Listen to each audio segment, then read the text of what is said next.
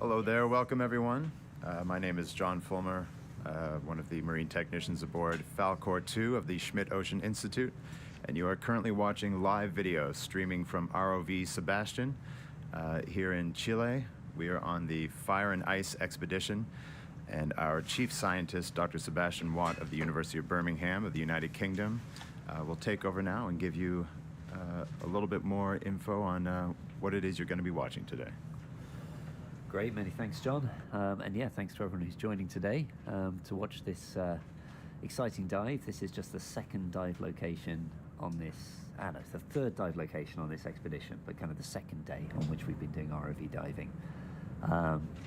So really excited by how things have been going so far. We had our first couple of dives 2 days ago in the Reloncaví Fjord in southern Chile, and we're now a bit further south in the sort of inland sea in southern Chile, between the island of Chiloé and the main continental coastline of Chile. So this part of Chile is the sort of northern part of Patagonia. We're about 42 degrees south in terms of latitude. And this region is characterized by a sort of drowned shelf that was formerly glaciated. So this would have been ice covered 20,000 years ago or so at the last glacial maximum. We're seeking in this project to understand sedimentation processes through these seas, and a particular focus is the impact of major volcanic eruptions on this environment. So because of the inland seas in this region, the volcanoes are quite coastal, and particularly when they have a large explosive eruption, all that material that they produce, all that debris, all that volcanic sediment, volcanic ash and pumice and so on, can get flushed down through river systems into the marine environment. Our particular focus on this expedition is an eruption in 2008 at a volcano called Chaiten. This had major impacts on the region as a whole, particular impacts on the town of Chaiten, which was entirely evacuated following that eruption. And it's likely that this had major impacts on the surrounding marine environment as well. So Chaiten town was damaged by volcanic mud flows that came down these river systems, inundated the town. They actually extended the coastline by around a mile, building a new delta entirely from these volcanic deposits. We want to understand here how those sort of equivalent delta sediments are then dispersed into the surrounding basins, what impacts they had on the marine environment, the recovery of that marine ecosystem, and if we can understand that footprint of the Chaiten deposits, we can then use that, we hope, to also interpret older volcanic sedimentary units preserved on the seabed. So we expect the seabed in this region to essentially hold an archive, like the pages of a book, of past volcanic events.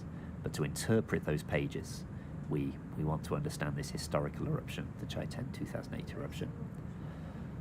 So the site today, we're still actually a little way from Chaiten, one of our more distant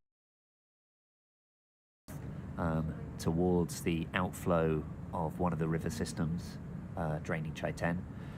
We're still well away from that. We expect, from what we've seen from the seabed data, that actually this immediate site is unlikely to have received substantial sedimentation from Chaiten, but we would like to explore that. It offers us a picture of background sedimentation in this gulf here, the Gulf of Ancud. So we selected this site because it appears a relatively sheltered basin, and we've visualized the sub-seabed layering, and we've seen very nicely stratified layers for tens of meters, which we think have been gradually accumulating over the past 10,000 years or so, which would be what we would estimate. Obviously, we don't currently have any age constraints on that, and so we can get a better understanding of that sediment accumulation rate from cores such as the one that we're taking now. So, we shall see when we analyze these samples for their chemistry, for their sedimentary components, and we'll be able to then interpret where this sediment is coming from, how rapidly it's accumulating, and the processes that are causing that to accumulate. So this is all new, it's all poorly understood in this region. There's not been many cores collected before at all in this area. So all our mapping data, our subseabed imaging data, and the core sampling will provide us with a much clearer picture of marine processes in this environment.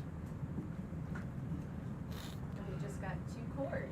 So we've just, while I was talking there, we've successfully got it's becoming a very smooth operation.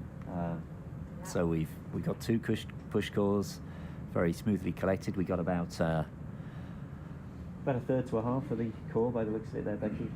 Yeah. So I'm just chatting to my colleague Becky Totten from the University of Alabama, who's sat right behind me, we've just collected 2 of these push cores, which, as you can see, with the manipular arm, we literally push into the sediment. And the reason we're doing this before we try and collect a longer core, which is what you'll see in a few minutes. Sorry. Zach. Can we collect 5 push cores? Oh, 5. Yeah. So you can just hear us trying to maximize the sediment that we're collecting in this location, because we're collecting both for geology and for marine biology. There's a lot of different analyses we plan to do on these core sediments. So you can probably see this robotic arm moving towards these little cylinders. These are called push cores. And so it's got these nice little handles at the top and a one-way valve. So it lets water out, but it won't let it in through the top. And so we're picking it up, and we're going to stick it into the sediment, as you just saw us do with another push core. And so it grabs that sediment, creates suction, so it holds it together really nicely. And then we put it back into that little carrying case that you can see.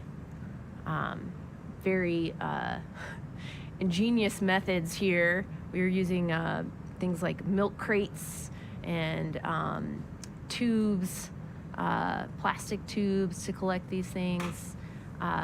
Lots of people think science is this very expensive, difficult operation, which it is, but we also have to be very inventive at times and use the materials that are nearby to create whatever gear we need at hand. And when we're at sea, it can be quite difficult. Oh, look at that fish that just swam by. We should be logging that as well. Yep. Yeah. We have our student from Universidad de Valparaiso logging this. He's our marine biologist on board. He focuses on a lot of the benthic fauna, so what's living on and in the sediment, but he's also logging the fish. He really likes worms. That's his cup of tea, but we're logging everything that we see, and hopefully we can do some crowdsourcing with our other scientist colleagues, our other biologist colleagues, to identify these other organisms that are swimming past.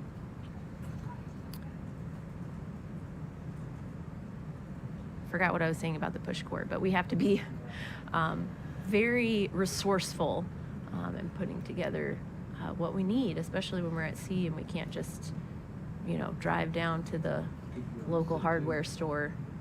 We've got to plan ahead as much as possible and then be inventive with what we have. Yeah, absolutely. I mean, the ease with which these are going in, Becky, it's, this is, so you can see what the ROV pilots are doing here. This is a tricky operation, but we've got it down to a T with smoothly collecting these push cores. The reason we're getting 5 is so that we have plenty of material available for the geological and biological aims of our expedition. Of course, you never know if one isn't quite going to work as planned or recover full material, so it also gives us a bit of capacity in case we don't recover everything. But everything looks like it's going really well this morning. Yeah, in the ROV team, we have some really experienced pilots, and I can't remember if we said that yet on this particular live stream, dive stream, but this is the first cruise of the Falcor 2 in which we're sending Sebastian down to collect cores. this apparatus to the right of the push cores is called a vibrocore. So we're going to do that next. So we're getting these push cores, and that has been done before on the Sebastian. But next we're going to be getting these vibrocores. And the ROV team has just been extremely adaptive and flexible and doing a great job and, you know, working with difficult sediments and these challenging environments and getting us the sediment samples we need. Right, Seb? That's right. Yeah. I mean, this is, the second day that we've ever been doing this vibe recording on an SOI expedition. They've done some field testing, obviously, but at the first sort of science calls were collected 2 days ago. This is the second day in which we're doing it. So this is novel technology. We're learning a lot about the operations as we go, but we already opened one of our calls yesterday, right, Becky? It's beautiful. So we're successfully recovering material using these vibrocores, and in a few minutes we'll hopefully see some more recovery of those vibrocores. So we're just coming on to the last push core here. I see we're getting a few questions, a couple of greetings for people in the room, I think. We will be counting those 4Ms. Gianluca and Amalia as well. Yeah. Got people here saying hello. And we got a question here about, are we mainly doing coring?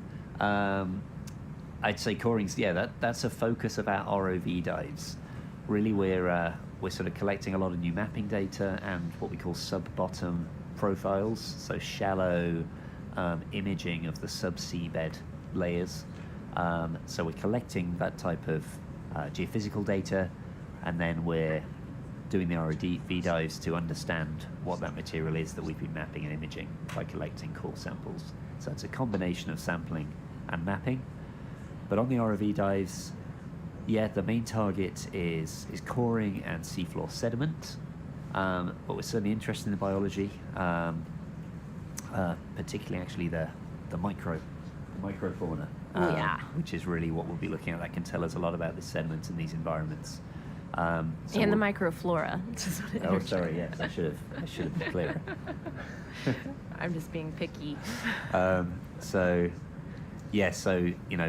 Becky in particular will be looking at all these tiny organisms preserved in these cores. But then we've got Gianluca and Diego here from Universidad de Valparaiso. And in a minute, we'll be collecting some scoops of sediment that they'll be sitting and analysing on boards to look at slightly bigger organisms. As Becky said, things like worms and, Gianluca's the expert here. So, I don't know if you want to say this is what we call meiofauna. Do you want to explain meiofauna, Jean? Here. There you go. Oh, sorry. Transferring headsets. There we go. Hola a todos. Bueno, me presento primero. Mi nombre es Gianluca Fedele. Soy estudiante de quinto año de la Universidad de Valparaíso. Actualmente terminando mi tesis de pregrado. Bueno, con mi compañero Diego venimos a estudiar la macrofauna bentónica. Ya estaríamos hablando de todos los animales que principalmente invertebrados que se encuentran en el fondo marino, siendo principalmente estrellas de mar, erizos de mar y mayoritariamente los poliquetos, los cuales son de la familia de los anélidos, pero que habitan en el fondo marino, ya siendo la principal diferencia la complejidad que tienen estos organismos, a diferencia de los gusanos de tierra, ya que tienen la capacidad de respirar debajo del agua, vivir por debajo del sedimento, alimentarse de diferentes formas.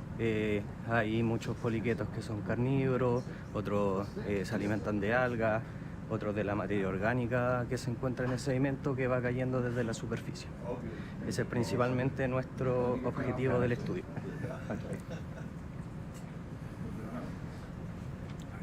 Gracias, Jan. Thanks, Gianluca. So, in the room behind me, we've got Gianluca and Diego, who I said is from the Universidad de Valparaiso in Chile. We have Amalia and Mane here, both from Universidad de Chile. But Well, caveat yes, here, okay. Mane has just finished her degree.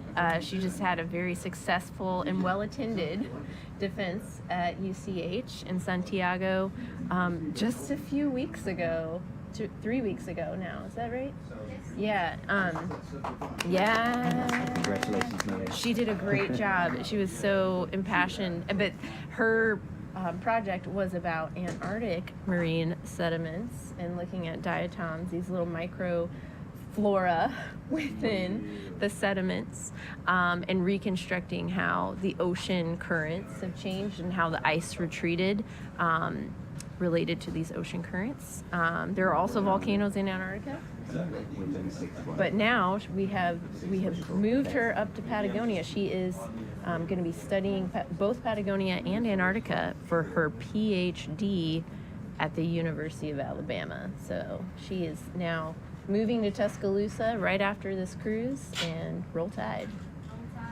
Yeah, we're very excited. She's an awesome student. And then we also have Maka in the back, who is our resident microbiologist. She's been sampling all the cores with gloved hands and lab coat and looking very, very serious. And she's the most serious scientist among us because she has to be super sterile in everything she does. But she's sampling these sediments to look at the tiniest critters. So we're looking at microfauna and flora, like I said.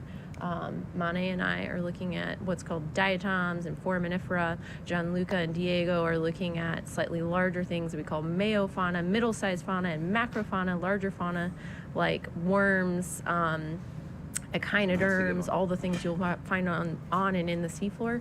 And then Maka is looking at the tiniest of tiny with a microbiology. So she's going to be looking at DNA within the sediments, so that's why she has to be so sterile. So we just got our last push core there. That's all gone. That just looks a really good one. You can see that just went in very smoothly, straight out. We've got nearly 3/4 of that full. You can see that slightly sort of rusty coloured top, which is the sea surface, and we particularly want to preserve that sea surface layer because when we do the vibrocoring, that gets disturbed. We lose that very top part. So we're collecting these push cores so we can preserve that uppermost part. Becky's really interested in what's going on at the seabed interface, so these are important samples for her work.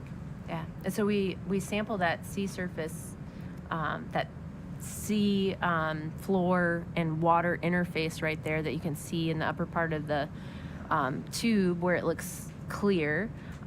We sample both the sediment and we look for what's living there today. We're actually going to stain it with something called rose bengal. Everything's going to turn pink that is alive right now. So we know what's living on the sea floor right now, and then we're also going to sample the water right above it directly from these push cores. This is pretty amazing to have 6 full push cores. Push cores pretty quick as well. Amazingly fast. Yeah. Wow. Go for Viber? Oh, Going for vibrocoring, please. Yes, yeah. please. So you can see the arms just moving to that little gate. It's just twisting it to get that aluminium tube, which is the vibrocore tube, and that will be inserted into the seabed, aided by vibration on the coring device. So that helps ease its passage into the sediment. This gives us the best chance to minimize sort of compression and deformation, and really helps recovery, particularly in sandier sediment, where just using gravity would fail to penetrate through those layers. So this vibrocoring technique will really come into its own in some of the locations on this survey. We expect when we're offshore these volcanic delta systems, potentially got coarser sediment. I'm expecting this to be still pretty soft here, pretty muddy, so I think this will go in pretty smoothly, but we shall see in a few minutes.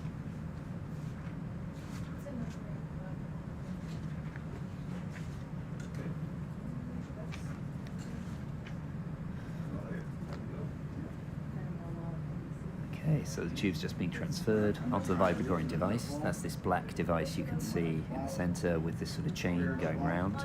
So that whole mechanism vibrates. You'll see it sort of shaking from side to side, and you'll see that chain sort of rotating round as the core moves down. Once it's gone a little way in, we'll have to leave the core in the sediment, move the device up to the top, and then do a second insertion. So we hope to get around a meter, a bit over a meter, hopefully, of sediment from this. What we found at last site is you get a bit of compression, so things likely become a little bit compacted, and as I mentioned earlier, you lose that uppermost part as well, potentially, through disturbance. Alright, regrabbing. And the clamp. Again, this is the first cruise in which SOI has deployed Sebastian with the vibrocore. So we're learning a lot as we're doing it. Best practices and how to get nice full tubes of sediment. This is our goal. Yeah, if anyone was watching the other day, we did a test with one of these tubes with a valve on top and one without a valve. And to be honest, we didn't see a big difference in terms of recovery. So we've opted for the valves here, just because we think this minimises the risk of losing stuff when it's ascending back to the surface. So those little white caps you'll see on top of the tube, these are valves that let the water out but stop stuff getting back in from the top. So you'll see that in a second when we move the vibrocoring device up. So it's about halfway in. Is there any resistance? Yeah. Okay. What was that, Becky? I was just asking the ROV pilots if there was they could sense any resistance as it was going in. Not really. Not really, still very soft here. Yeah. I guess the reason I'm asking that is because sometimes you have soft sediments on top, but you might hit a hard layer. And before choosing the site, Seb and our other PIs, Rodrigo Fernandez from UCH, and Matilda from OGS in Trieste. How do I say that in Italian? I cannot remember. But they were looking at these profiles that we can take using acoustic sounding of the seabed and the layers below the seabed to see where we might find the best records of sediment. We like the nice Okay, we're on the way out. layers. There we go. Right, so these cores in the bottom, you'll see it's coming out now.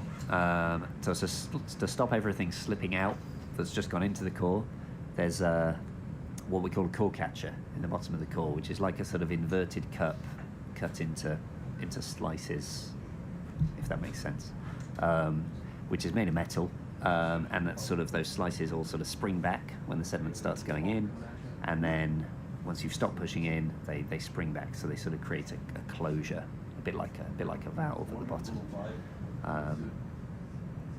So that stops everything falling out. Should hold it in at the bottom, and then this valve keeps stuff secure at the top. So yeah, this worked really successfully the other day. We worked in field testing. So we're really happy with how this is operating. Pretty excited to open this one as well, having seen the sub-bottom profile of this earlier. It's amazing. We could see sort of 30-40 meters of really well-layered sediment. Maybe amazing to go all the way through there, but we'll have the top meter. We'll get the very surface. But maybe we can come back and drill these sediments one day. Well, this is one reason in a way for doing this sort of science, sort of this series of data recovery. You couldn't propose or want to sort of propose exploring deeper archives, deeper geological records without an understanding of what those were. So these 1 meter cores, although they might look quite short, they still will preserve hundreds, thousands of years of geological history, potentially, depending on that sedimentation rate. And they'll allow us to much more accurately forecast what those deeper sediments are likely to be. And then, that might determine whether there'd be interest in coming back and doing deeper coring at some point in time. Yeah. So all this data, this mapping, this what we'd call sort of hydroacoustic imaging, these sub-bottom profiles of the layers beneath the seabed.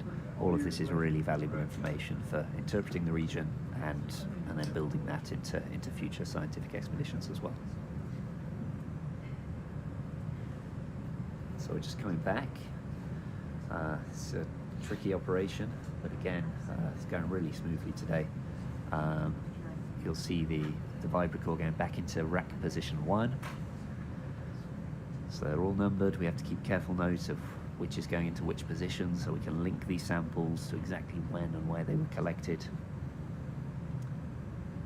And it has to be pushed in at that little container at the base that houses the core tube. And then it'll be pushed into that white clip and then the gate closed to secure it.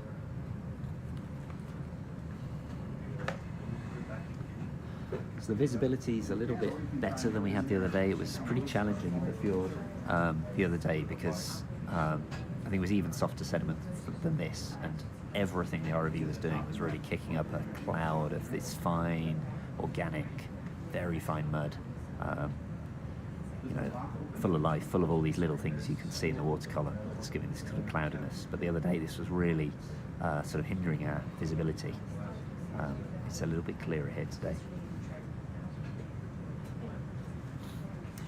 So good question there about the vibracore and what you could sample with it. So it's designed for coarser sediments, really. It's designed for those sediments that we couldn't get into with just using force of gravity. What we call gravity coring, where you literally sort of drop a core barrel in it, it sinks in under its own weight. So yeah, it's good for sands, even into fine gravels, but you wouldn't want to do something that was sort of consolidated or sort of lithified. So when you get into that sort of rock or a rubble mound, you'd probably need to be looking for something that could cut. So more drilling. So yeah, this is for sort of coarser sedimentary units. And ideally the vibration also sort of minimizes disturbance, which might sound counterintuitive, but by easing the passage through the sediment, it means you can preserve in the middle part of the core that internal structure, which can be really informative for understanding depositional processes, for preserving fine layers. So there we are. That's great. Our first successful vibracore at the site. It's going really smoothly this morning, and we're going to go for a second vibracore. Already. Yeah. That went so smooth. I don't know. Yeah, Makes me it's nervous. amazing. I'm It's knocking on wood. I'm crossing my fingers, my legs, my arms. It's really going to plan. Do you So, Yes. want to preload this too before we move, or do you want to move where we're moving? Does it matter? I think if we could, preload and then lift slightly. So Yeah. basically, we want to avoid getting any sediments into the core from this site, but we want to maximise what we can get from what we Well, you move. said So I in think this if we site can get it development. into position and then move slightly, I think that will work. All right, we'll Yeah. go. Loading it up. Brilliant. You know, one function that we almost don't even need is gauge. I'm not really sure what it's. At this point, so the operation. It's going so well. All going very nicely this morning. Yeah, this is. We'll have to see. So the scoop bags we're taking next, and that took a little while the other day. You'll see this sort of is, well, it's literally, sweeping through the uppermost sediment and trying to fill a sort of canvas sack with that material. And we're going to do that 4 times to collect a good volume of sediment for our marine biologists, these Gianluca and Diego that Becky was talking about earlier, who are really interested in the Maya fauna, these slightly larger organisms living in the sort of up a few centimetres of sediment, worms and so on. So they need quite a volume of sediment to get a good picture of the life in this area. So it takes a little while to collect those 4 scoop bags, and then we sort of twist over the top, put them in a crate, and then they come to the surface with the cores as well. The reason we're doing these scoop bags last is it's sort of it's the most disturbing operation in a sense that it disturbs the sediment, if that makes sense. So we don't want to core after that because we've potentially created a lot of mud that we kicked up and sort of disturbed the uppermost layering. So that's hence the sequence of water, push cores. Oh, there's a big fish, or just a fish that's close to the camera. I'm not sure. I think it's pretty big. It's a lot bigger than the others that we have seen. I'm very curious.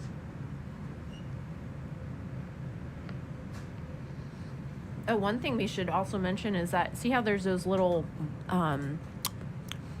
dots on the bottom of the core around the barrel? Those are actually where we have screwed in what's called a core catcher. And it's like teeth. I'm sorry, I'm hungry, so I'm eating while I'm talking. I hope that's okay for the audiences around the globe here. So this core catcher has teeth in it, and what it does is it allows the sediment to go in, so it'll open up those teeth as we're pushing the core into the seafloor. But then when we pick it up, those teeth come together, they catch, and they keep the sediment in there, because otherwise it might just fall out. Gotta have a core catcher for these longer cores, especially in loose sediments like these.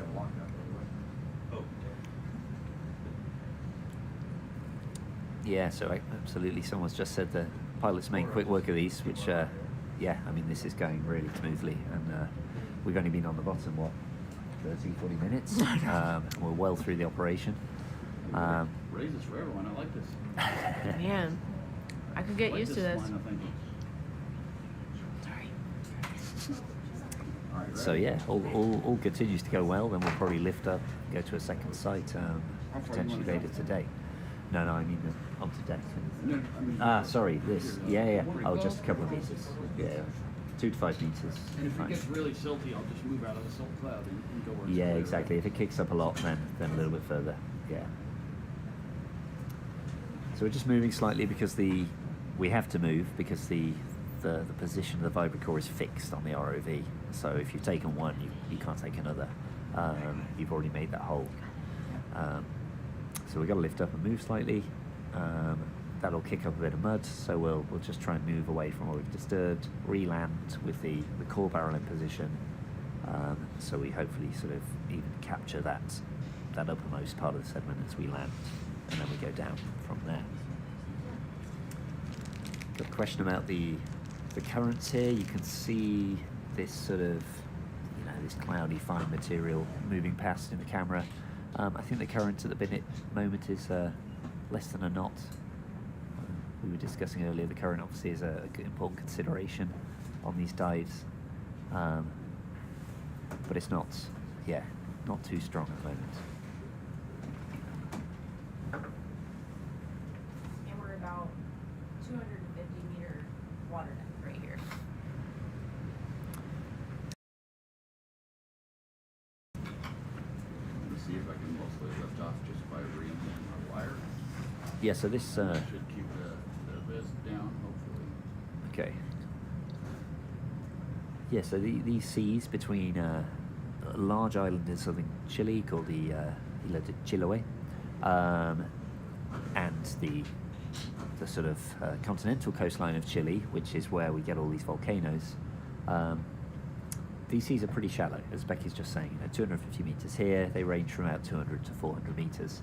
But we've just been mapping them, and they preserve really spectacular structures and topography, actually. So it's not a flat seafloor.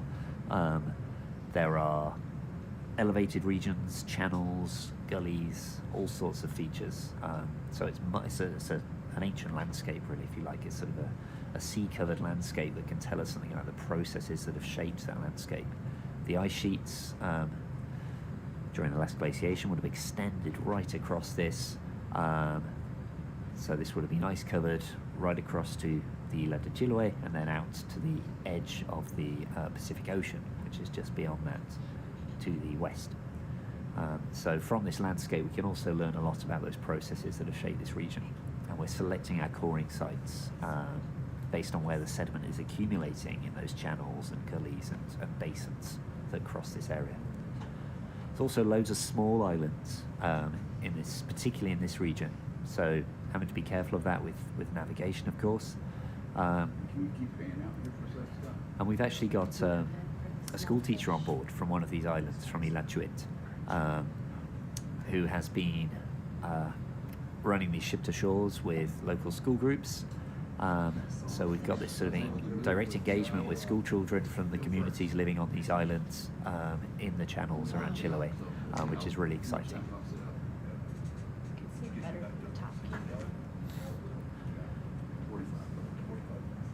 So a lot of life suddenly around the ROV here as we've lifted up, and it's got pretty cloudy just from that move that we're making. And we just had a confirmation from our biologists from Universidad de Valparaiso that those are krill.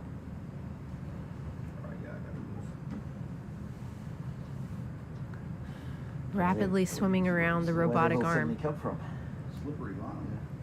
Well, okay, so one of the things that we often see with some of these nectonic free swimming things is that if you stir up the sediment, right, you're going to actually attract a lot of these filter feeders, a lot of the things that eat the filter feeders. So it makes sense that we've kicked up some sediment and here they come. We've created a feeding frenzy. Okay, there we go. Okay. Got a question about the strongest current that the ROV can navigate, Sebastian can navigate. It's really a question for Zach next to me, ROV pilots. But I think, you know, from our discussions earlier, I think 1 knot is you know, sort of standard operations. So I think if the currents are faster, then they have to, you know, there's various ways they can operate in those stronger currents. But I'd have to defer to the ROV pilots to answer that in detail. Yeah. But they can find a way to operate in all sorts of conditions. Be versatile. Yeah. And how heavy is this ROV again? In the water, it's a little bit heavy. We try for neutral. On land, it's probably about 8,000 to 9,000 pounds. Right. It's a big one. What's that in kilos? Let me convert. The Americans are talking in pounds.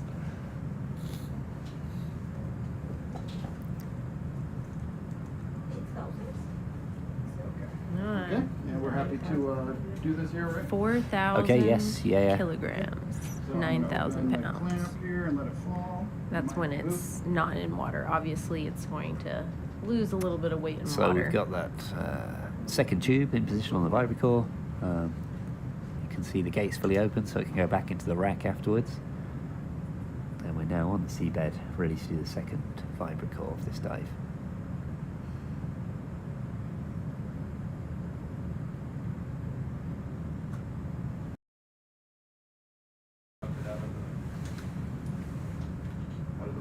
Oh. Oh, no. That's all right. We can grab it. That's okay. Plop. Yeah, there's nothing in it yet. So the tube, you'll see the tube's just fallen down on the seafloor. Tricky to get it into the clamp. The geologists are trying not to cry. Pick it back up. It was almost a perfect. It's not gone in yet. Oh, it's not gone in yet. No. It's fine. Okay. It's empty still. Okay. Yeah. We're good. We didn't do this one. All right. Yeah. So I was they- distracted by the krill. Yeah. So Becky was thinking this has fallen over when it's full, which you know, obviously creates disturbance that we wouldn't want, particularly at that uppermost part. But it's fallen over empty, so this doesn't really matter. Mhm. It's just going to go back We're into just the clamp now. we're just practicing, you know. We're showing you what we don't want to happen later.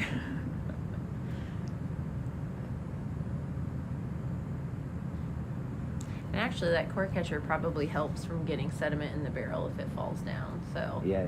multi-purpose. Little teeth screwed in at the bottom. Okay.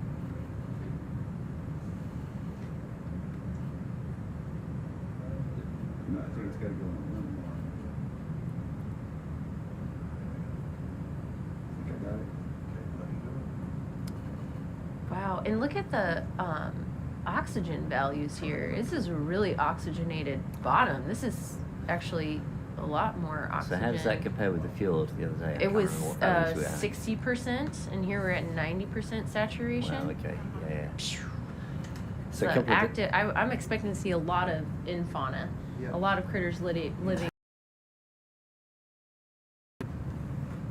Yeah, so this fjord, where we started 2 days ago, was pretty sort of isolated waterway, I guess. You know, a sort of enclosed fjord, steep slopes on each side, several discrete basins in the fjord. We're now in much more open, shallow seas, further from any coastline as well here. I guess what are we, about 10, 20 kilometers from nearest shore? Yep. Something like that. Seems about right. But we do have water masses that can come up from the south and mix with some of the water, like we were talking about, that comes from the fjords that have more river influence, more fresh water coming in. So the water here is a bit lower than normal salinity that you would see out in the ocean. All right, and I'm ready. I mean the open ocean when I say the ocean. Okay, open. So we're in a gulf that is fairly protected here, like Seb was saying, with lots of river inputs. So here we are, going in, pretty gentle vibration, as you can see. It's going in very easily. Still very soft sediments here we're expecting. A couple of days' time, we'll be much nearer the shoreline, offshore a river called the Rayas River, which was transporting huge volumes of sediment after the Chaiten eruption in 2008. If you look on a sort of satellite image of that region, you can see this, this pale color. It's full of volcanic material that's come down that delta. You'll see it's absolutely covered in tree trunks, large tree trunks that were eroded from the banks of this river from those volcanic mud flows, or what we call lahars, coming down this system. So all that sediment, all that organic material building out the coastline and coming out into the ocean adjacent to that outflow. And so lahars can be some of the most deadly parts of a volcanic eruption, right, Seb? Oh, absolutely. Yeah. I mean, volcanic flows, and by that I mean things like pyroclastic flows, so flows of sort of hot material directly coming from an explosive eruption, but also lahars, so flows of volcanic sediment mixed with water, are certainly, well, probably the most deadly volcanic hazards. Because they have the potential to travel long distances at high speeds, lahars can travel for tens of kilometers. I mean, they behave in quite a different way to pyroclastic currents. Pyroclastic currents are more devastating close to the volcano, sort of lose their energy with distance. Now, actually, with lahars, they become most damaging further from the volcano, because that's when they slow down, and they can no longer be contained in the river channel, so therefore they flood over the banks of that channel. That's exactly what happened in Chaiten town in 2008. And it was recognized that there was this risk, which is why the entire town was evacuated. Yes. Within around 4 days of the eruption, rainfall washed all that volcanic material off the hill slopes into this river, was carried down this steep-sided valley, and essentially, when that material hit the coastline, where the town of Chaiten was built, the capacity of the channel simply couldn't contain all that material. So this lahar flooded over the channel banks and through the town. It actually cut an entirely new channel and inundated the town with this slurry of volcanic sediment and water, which was then deposited in the town and as I said earlier, deposited this delta extremely rapidly. It's really dramatic coastal change. So the shoreline actually moved out into the sea, is that right? Completely changed. Yeah, building out by about a mile actually at its maximum extent. Crazy accumulation, crazy so landscape change a sort of, overnight. an immediate landscape change, complete disturbance of this environment, and it's really that disturbance that we want to explore, but in the marine environment. Yeah. Yeah, so if you were to look, within that new delta that extended delta there that formed just near the town, you might just only get the sediment from that one event, right? But if we look out in these marine basins, sorry, we're all getting nervous because a little bit plopped out of the bottom, I think that but was that's just okay. below the core catcher. Yeah, probably. just below the core Yeah. catcher is pretty normal. So like those teeth in there are holding the rest of the sediment up in there. But anyway, so we look out in these basins because it's going to be these thinner layers as they get out here. We'll see what they look like. That's part of why we're here. But you might get several events like this over decades, hundreds of years, thousands of years, that then we can core and look at how frequently these events happened in the past, and also understand how this affected the overall environment, including the organisms that live here.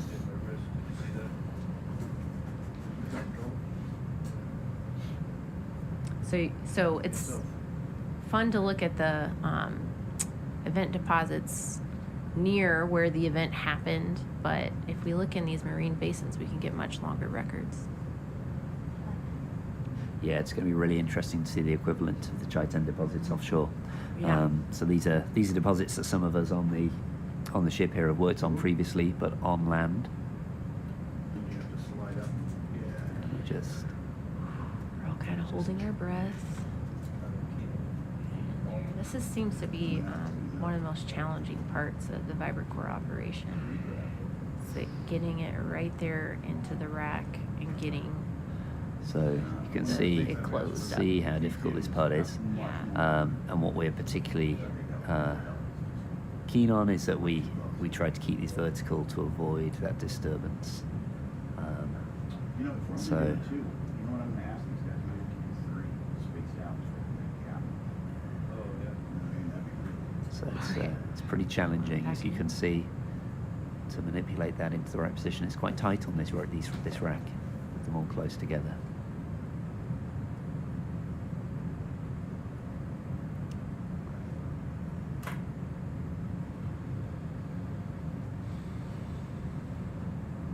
What's after this, boss? After this, the scoop bags. Yeah, please. Scoop it up.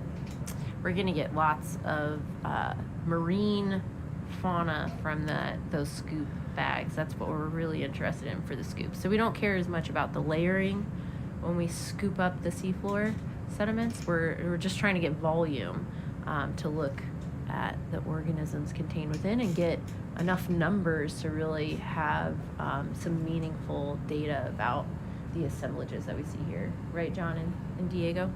Yep. Yeah. That's right. So one thing we were talking about just now is for the next dive. What do you think about if instead of going down with 5, we go Spacing down out. with 3? Yeah, it makes sense. So we have I that think gap? that's fine. Yeah, if we're pretty confident, we're not going to want to do any more than that. If it's easier for you guys, that's absolutely makes sense. Well done. So yeah, you can see that was kept that one vertical. Tricky to get it back in, but it's back in position. So brilliant. 2 successful cores. All the successful push cores, all going well. Can I say roll tide every time we get a successful core? Yes. Roll tide. I'm gonna have to Google whoever's your natural predators or enemies now, so I can say whatever they're saying is. Elephants? LSU? Is it We have LSU? elephants. Oh gosh. What's We their- don't want to talk about that. I might have family on right now. They said that, so, yeah, feel like- my I feel family like all this went is to something. either LSU or OU or Kansas. I went to University of Kansas and University of New Orleans for my undergrad. But yeah, they said they would disown me if I said roll tide. But they haven't done it yet. When I came to Alabama, they were all worried about that, but I guess they must love me. You're going to have to explain this to me later, Becky. There's some I'm feeling a bit lost with this part. Football. It's all about football. We go there for academics, but American football. yes, American football. The There's real some weird, football, in which we use our Ooh. hands. Oh, now you're gonna start fighting here. There's some weird connection though, because you guys are from Alabama and then he's from Birmingham. Not Birmingham, Alabama. The other Birmingham. Yeah, the real Birmingham. Oh gosh. United All right, Road. that's fine. Where are you Tuscaloosa is the real Tuscaloosa, though. There's only Side one. row? Or the ones in the porch? Yeah, but there's a town called Birmingham in the UK, and then there's a Birmingham that's about an hour's drive from Tuscaloosa, where the University of Alabama is located. I think they do occasionally get confused. I'm sure I heard of someone once accidentally booking a flight to Birmingham, Alabama, rather than Birmingham, UK. Oh, well, yeah, lots of our colleagues at UA went, oh, so who are you working with at UAB? Because it's University of Alabama, Birmingham. Okay. No, it's the different one. other Yeah. No, I can see the Birmingham. confusion. Yeah. So Seb is at the University of Birmingham in the UK. In the UK. I've not been to Alabama. I should go there one day. Yeah, you should come. I'd like to go to Birmingham, Alabama. I Yeah. think that's what they named Birmingham in the UK after, right? Birmingham, the UK, named Yeah, after the yeah. Alabama one. Okay, all right. I stand corrected. Yeah, there we go. Okay, so what you're seeing now is Scott, our ROV driver, is operating that robotic arm, and he's shaking out these folded up scoop bags so that you can fill them up with sediment. It's gotten a little murky, hard to see, but You know, I still can get go it. if you need, Scott, but I think you got a decent view there. I think it's fine from the top. You can see really well. Yeah, I don't think they're too picky about where, just as long as you get along. No, Yeah. yeah, just Just- undisturbed surface, and yeah, brilliant. I'm hearing extra worms, please. Polychaetes. Maybe we'll get some nematodes for our colleagues as well. So, Gianluca, what do you scoop samples after you bring them up on board? How do you process them? So we have been instructed that we can speak in whatever language we're most comfortable in. Go ahead. Ok. Bueno, cuando a nosotros nos llegan las muestras, las separamos en las bolsas. Ya primero sacamos la parte química, ya separamos los testigos, ocupamos testigos para así luego poder congelarlo y llevarlo al laboratorio para ser analizado.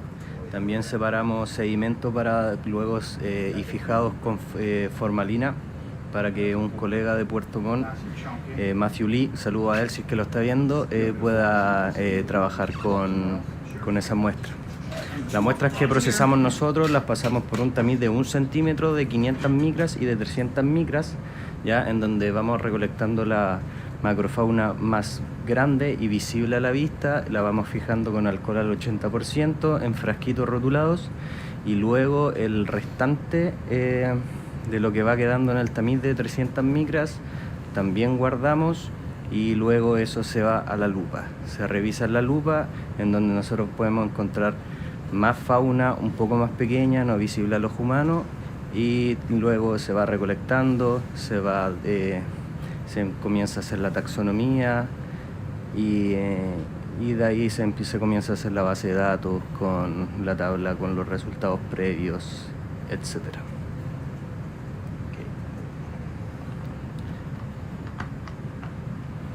Awesome, gracias. So yeah, we have a lot of analyses that we're going to be doing here, from the geology to the biology.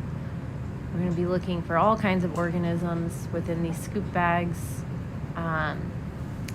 John and Diego were nice enough to give me their leftovers yesterday after they were done picking up the big stuff out of the sediment that they washed the mud, like he was saying, at fairly coarse sieve, 300 micron sieve. Yeah. So that's sand, large sand size. And then they pick out all of the organisms that they want to study. They put them in jars and preserve them. And then what's left, he was giving to us. And we actually looked yesterday, and there's quite a few large forams in there, calcareous forams, so made of the same thing as tums. Number 3, scoop bag number 3. We're getting a lot of sediment for you guys. So that was quick as well. We're already at 3. Yeah, we're getting so fast. No, I think we started with bag 7 then. We started with bag 7. This is the second sample bag. Second bag. Second sample, bag 3. Bag Thank number you. 3. Yeah. I saw you say 3. Okay, good. I'm glad that we cleared that up. But yeah, so we can also look through those same sediments after they've been washed for mud and look for some of the larger shells that are left behind that are made, like I was saying, they're calcareous, meaning they're made of calcium carbonate, which is the same thing that you eat when you have a stomach ache and you want to settle the acid in your stomach. So Tums is calcium carbonate. But that calcium carbonate that we find in these organisms on the seafloor and in the water column as well can be used for so many different purposes to understand the environment better, and also the age of the water and the age of the sediments when we go down core. So we will be carbon dating them, especially the living ones, to understand the age of the water, and then also carbon dating down core these calcareous shells, and the ones that we're particularly interested in, the best ones in our opinion, and Mane has done quite a bit of this with me, and she'll be doing a lot of this for her PhD, are the foraminifera, or forams for short.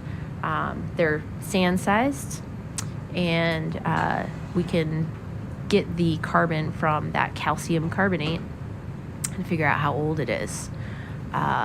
And then we can also look at things like stable isotopes of oxygen and carbon to understand more about the water properties, where they're living today, calibrating that with the water samples that we're taking, but then also looking in the past. So one of the things we're particularly interested in, like Seb was saying when he was introducing this dive, is these eruption events that should be recorded in these marine environments as event layers of tephra, ash, and things like that that settle onto the seafloor.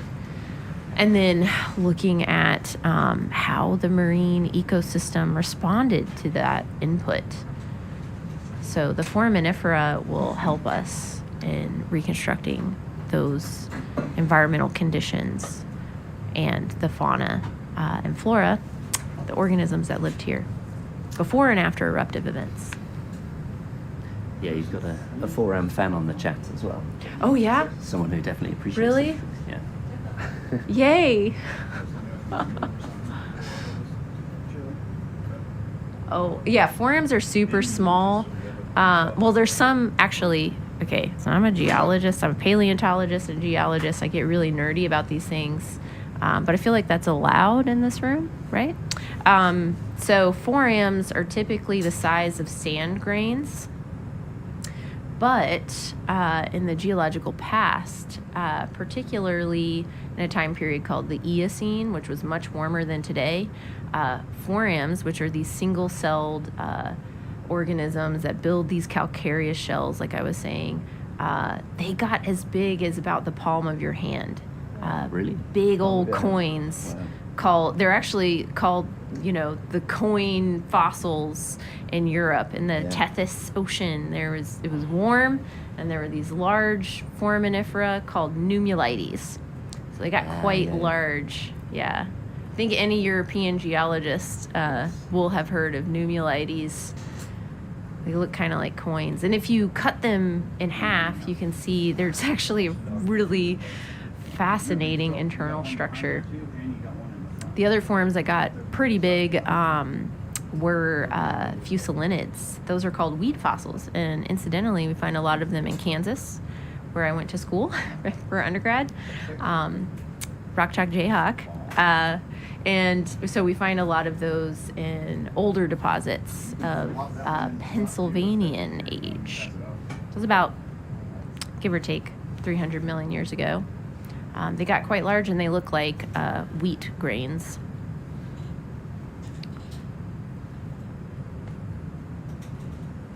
And those, I should also say, since I'm on my my little nerd spiel here, forams have been around for a long time.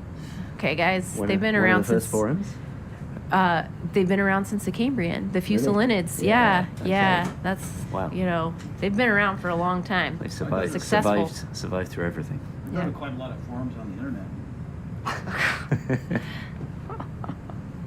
Very useful.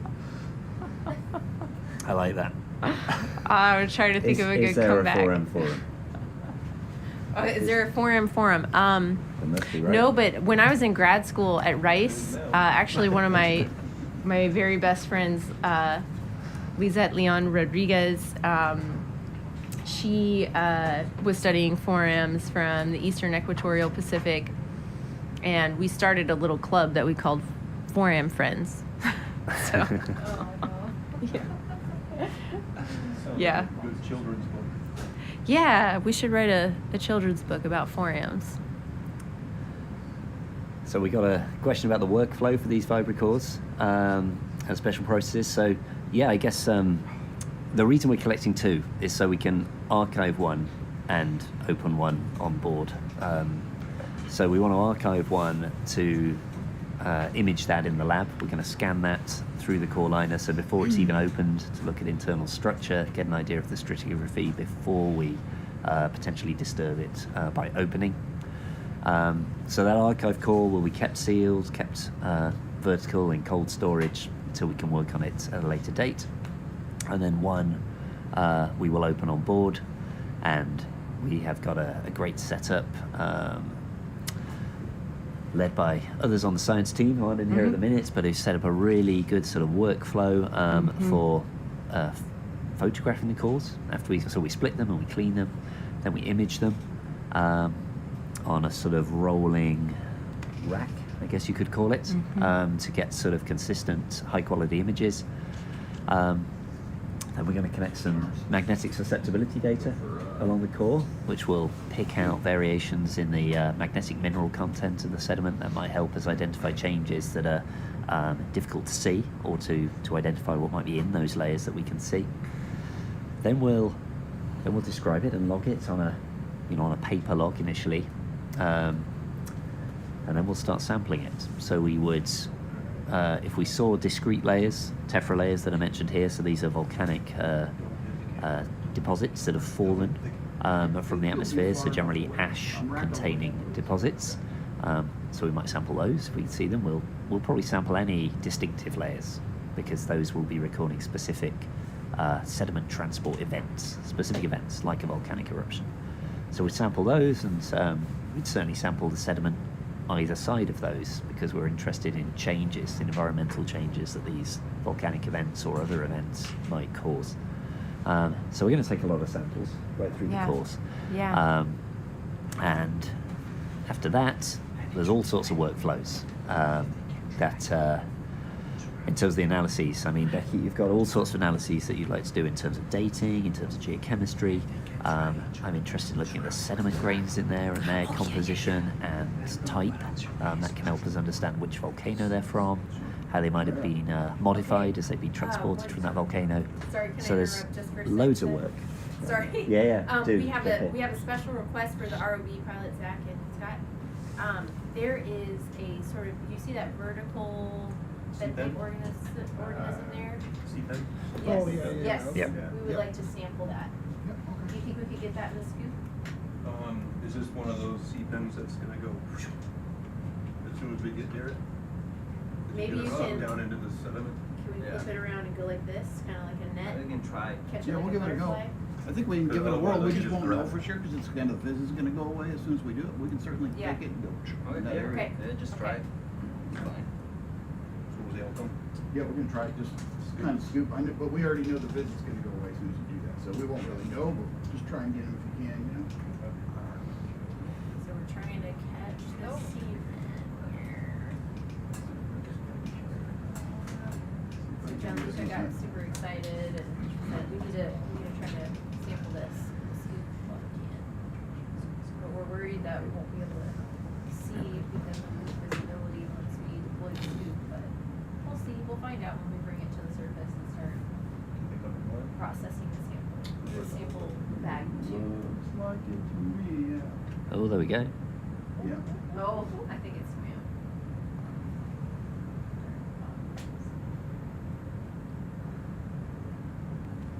Was that our third scoop bag? Or number four? Four. Number four. Last one. So, okay. So that whole dive has been amazingly efficient. 10 a.m. It's 10 a.m. Yeah. We're definitely going to get 2 dives in today, I think. As long as he stays here. Actually, do you want to take over the end of this? I'm going to go. Okay, sure. Is that Yep. okay? Yep. So, it's a brief site. No little fun's done. Thanks, Go on. Tyler. That's me. Just Yeah. hang around for the Leaving fun right bits and then right at run the away. top of the artwork.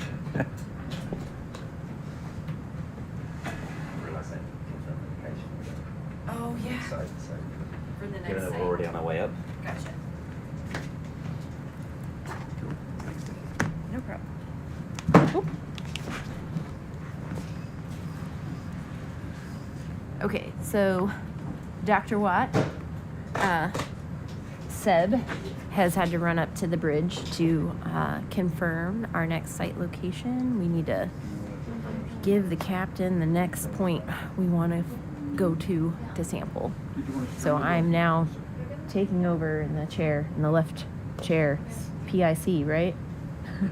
Did you want us to try and get a little more in there, or are you happy with that? John, Yeah. do you want to try to fill it up more? Yeah, a little bit. Yeah, let's try to make it as full as we can. May bother.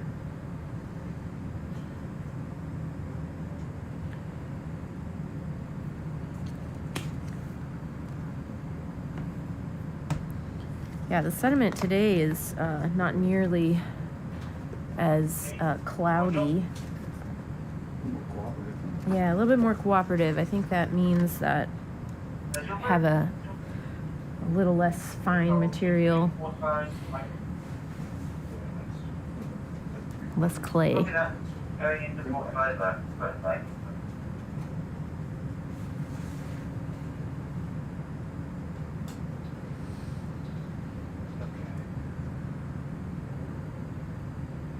Kind of looks like smoke coming out of that bag there. Yeah, it's Looks- crazy how yeah. long it does that for. Yeah, it just stays in suspension there.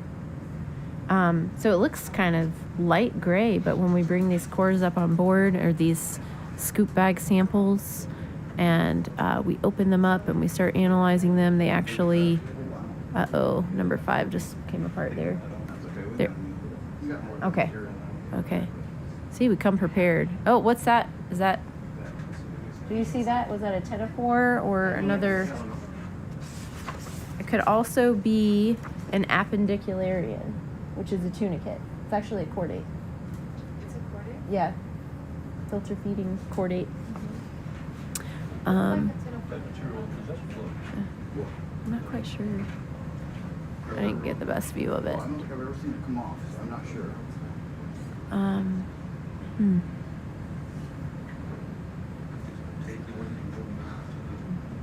Yeah, so when we look at this sediment at the surface, it's actually quite dark. There's some particles that look completely black. You could throw it in the basket or something. This is all, again, volcanic sediment. There's a lot of clay within here as well, and a lot of that clay also formed from volcanic sediment over millions of years. We've had volcanic, volcanic eruptions in this area, in this region de los Lagos of southern Chile, and we are in northern Patagonia. And right now, again, we're in the Gulf of Ancud, Golfo de Ancud, sort of the southern portion. All right, happy? We are happy. We're coming out. That's it? We're That's a very wrap. happy. Yeah, that's a wrap. Thank you. All right, I'm gonna just, you mind keeping an eye on the set? I'm gonna run to tell Andy's now real quick. Be back.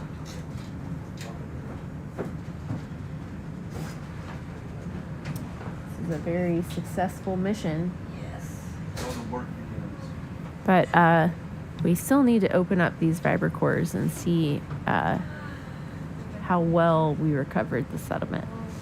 We're hoping again for longer cores. The longer the better, because each one of these layers of tephra or ash volcanic deposits that we've been talking about, each one of these events, they're kind of like pages in a book, right? And so the farther down you go into the sediment, the farther back in time you go. We can tell the story of eruption history for this region. And we can also, again, understand how the environment responded to those eruptive events, including the critters that we love so much. We've been seeing swimming around and sitting on the surface. Oh, and I'm actually noticing, John Luca, can you do another event? I'm actually noticing that there's, if you look in this view, there's an echinoderm. It's kind of pinkish in color with some spikes on it. Right there. See the echinoderm just like we saw yesterday, or that was day before yesterday. You see it? No. Right in between. Let me get the pointer here. Okay, Mira? got it. Yeah. Yeah.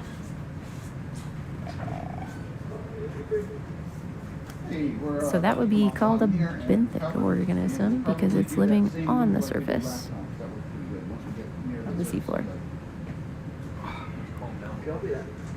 And it just looks like a little sea urchin there. It might be too low resolution on your screen, but it's right in between that black apparatus for the vibracore and those push cores to the left.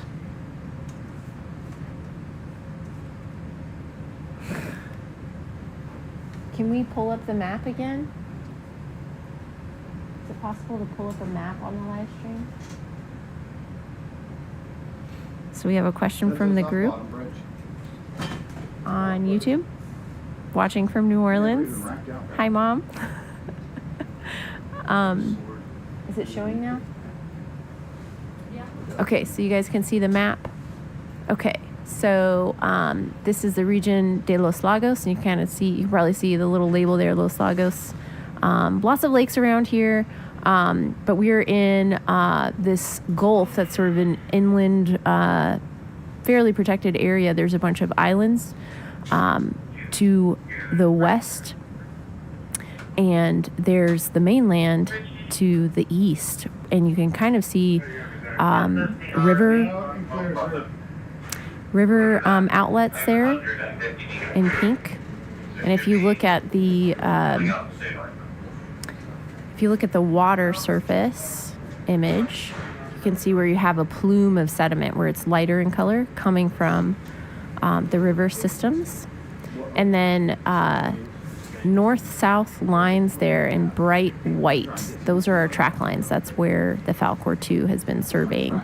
So we surveyed all day yesterday and through the night, and we decided upon this site that is basically just to the west of that river outlet into the Gulf of Ancud here. It's the one that's kind of in the middle of the map. We're right in the middle of the map there. It's where we are doing our ROV dive. And we're now coming up from the seafloor. And you can see all of the sediments just being washed. It's actually pretty easy to wash the ROV, right? It's being pre-washed as we bring it up. Yeah, we spray it off sometimes with a hose. Yeah. Over the side, just to get the salt water off. Yeah, that's what I'm doing right now. Is I'm kind of flying rough to dust it off. And while we're sitting up here, the sea state has picked up a little. So when we were in the fjord to the north, it was super calm. The water's almost like glass some of the time. And you couldn't really feel much movement on the ship. But now we're starting to get wind up to 20, 30 knots today. And so the ship is rocking a little bit, which I actually really like. I find it calming. It's kind of like being a baby, being rocked. It helps you sleep though, which is problematic sometimes. It makes you a little tired. Some people say that being on a ship when it's rocking like this makes them tired.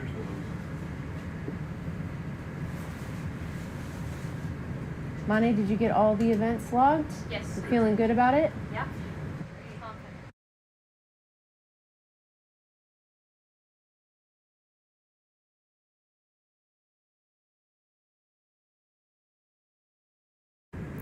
Thanks everybody for joining. our ROV dive, our third ROV dive of the Fire Institute. Have a great day.